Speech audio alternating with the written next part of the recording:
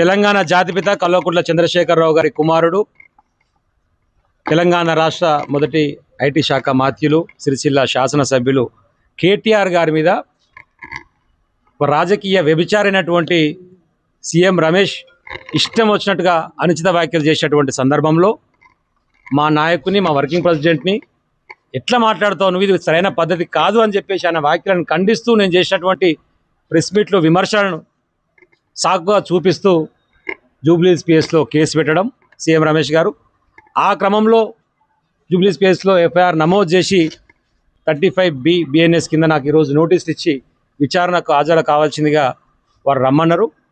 సరే, భారతీయ చట్టాల మీద గౌరవంతో 10 సంవత్సరాలు తుంగతుర్తి నియోజకవర్గ ప్రజల ఆశీర్వాదంతో శాసనసభ్యులుగా చట్టసభలో పనిచేసినటువంటి వ్యక్తిగా చట్టాలను గౌరవించాల్సినటువంటి బాధ్యత ఒక భారతీయ పౌరునిగా నా మీద ఉంది. కాబట్టి 100% వారికి సహకరించడానికి సిద్ధంగా ఉండి ఈరోజు జూబ్లీస్ పిఎస్కి పోవడం కోసం బయలుదేరుతూ ఉన్నాం. అక్కడ విచారణ జరిగిన తర్వాత మళ్ళీ ఈ అంశానికి సంబంధించి ఏం జరగబోతా ఉంది, ఏం చేయబోతా ఉంది అనేటువంటి విషయంలో మేము మాట్లాడడం జరుగుతుంది.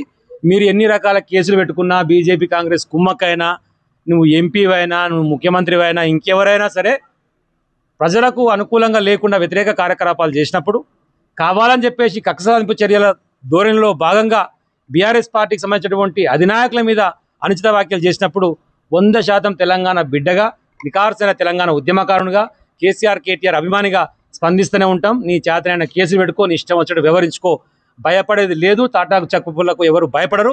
తెలంగాణ ఉద్యమంలో 172 కేసులు పెట్టుకొని 6 నెలలు జైలుకు పోయి కొట్లాడినటువంటి బిడ్డలం. కాబట్టి దేనికైనా తెగించి సిద్ధంగా ఉన్నామనేటువంటి విషయాన్ని మరొకసారి గుర్తు చేస్తున్నాం. ఇప్పటికైనా నీ వైఖరి మార్చుకో మిస్టర్ సీఎం రమేష్ అని చెప్పేసి మీడియా ద్వారా విజ్ఞప్తి చేస్తాను. జై తెలంగాణ. తెలంగాణ జాతిపిత కల్వకుంట్ల చంద్రశేఖరరావు గారి కుమారుడు, తెలంగాణ రాష్ట్ర మొదటి ఐటీ శాఖ మాత్యులు, సిరిసిల్ల శాసనసభ్యులు కేటీఆర్ గారి మీద రాజకీయ వ్యభిచారైనటువంటి సీఎం రమేష్ ఇష్టం వచ్చినట్టుగా అనుచిత వ్యాఖ్యలు చేసేటువంటి సందర్భంలో మా నాయకుని, మా వర్కింగ్ ప్రెసిడెంట్ని ఎట్లా మాట్లాడుతావు నువ్వు, ఇది సరైన పద్ధతి కాదు అని చెప్పేసి ఆయన వ్యాఖ్యలను ఖండిస్తూ నేను చేసినటువంటి ప్రెస్ మీట్లో విమర్శలను సాకుగా చూపిస్తూ జూబ్లీస్ పిఎస్లో కేసు పెట్టడం సీఎం రమేష్ గారు. ఆ క్రమంలో జూబ్లీస్ పిఎస్లో ఎఫ్ఐఆర్ నమోదు చేసి 35B BNS కింద నాకు ఈరోజు నోటీసులు ఇచ్చి విచారణకు హాజరు కావాల్సిందిగా వారు రమ్మన్నారు. సరే, భారతీయ చట్టాల మీద గౌరవంతో 10 సంవత్సరాలు తుంగతుర్తి నియోజకవర్గ ప్రజల ఆశీర్వాదంతో శాసనసభ్యులుగా చట్టసభలో పనిచేసినటువంటి వ్యక్తిగా చట్టాలను గౌరవించాల్సినటువంటి బాధ్యత ఒక భారతీయ పౌరునిగా నా మీద ఉంది. కాబట్టి 100% వారికి సహకరించడానికి సిద్ధంగా ఉండి ఈరోజు జూబ్లీస్ పిఎస్కి పోవడం కోసం బయలుదేరుతూ ఉన్నాం. అక్కడ విచారణ జరిగిన తర్వాత మళ్ళీ ఈ అంశానికి సంబంధించి ఏం జరగబోతా ఉంది, ఏం చేయబోతా ఉంది అనేటువంటి విషయంలో మేము మాట్లాడడం జరుగుతుంది.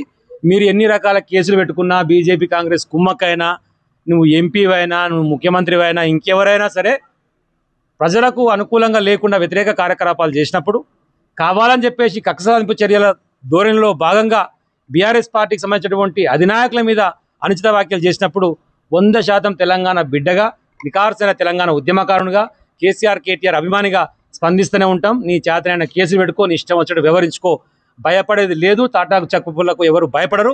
తెలంగాణ ఉద్యమంలో 172 కేసులు పెట్టుకొని 6 నెలలు జైలుకు పోయి కొట్లాడినటువంటి బిడ్డలం.